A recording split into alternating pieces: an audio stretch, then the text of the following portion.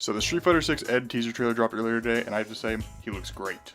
They made him look fun and flashy, while keeping his charm from 5, as well as tweaking some aspects of his character that I know people weren't huge fans of in 5. Although there were a couple things from the trailer that I picked up that seemed a little strange. One of them even had me asking, Yo, I'm really sorry, okay? What is wrong with you? Why are you blue? so something is definitely up with Ed's Psycho Power energy.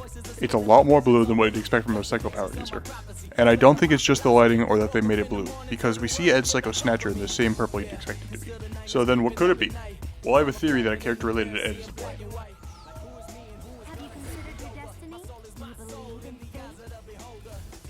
The character I'm referring to is Menat.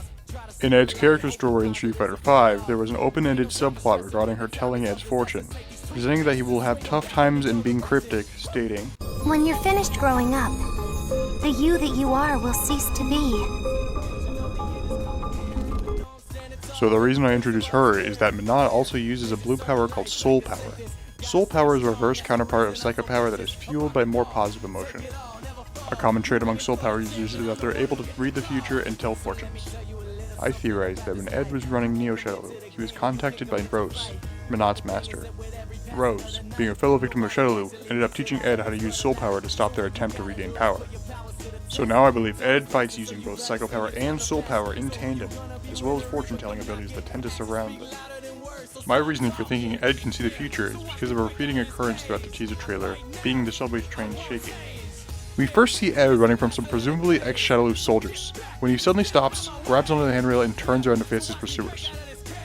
After he turns around, the train car shakes, causing all the Shadowloo soldiers to fall, allowing him to advance and attack them. Mid-fight, Ed braces and stands firm just before the train shakes again, once again taking advantage of his opponent's loosened footing. After dispatching the whole group, a much larger, more intimidating adversary approaches Ed, nearly grabbing him before one more time, the train rattles, allowing for Ed to strike back. This time with a theorized Soul Power infused reversal, followed up by a Psycho Knuckle that looks like it contains both Psycho Power and Soul Power, possibly mixing both. In this entire fight scene, one thing correlates all throughout. The train shakes, causing everyone else to trip while Ed remains rock solid, almost as if he knew exactly what was coming. This is most evident in the beginning where he's running, only to stop and hold onto the rail, even being so sure as to turn around and look at his opponents. It is also very visible against a large enemy. He doesn't move until the train rattles.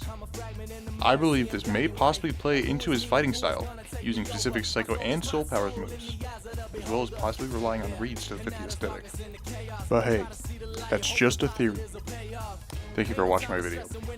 It really means a lot if you stuck it all the way through here, and I hope you think about stuff like this, just like I do. I'd also greatly appreciate it if you interacted at all, be it through comment, be it through like, be it through subscribe even. Thank you for your time and even clicking out a video at all, really.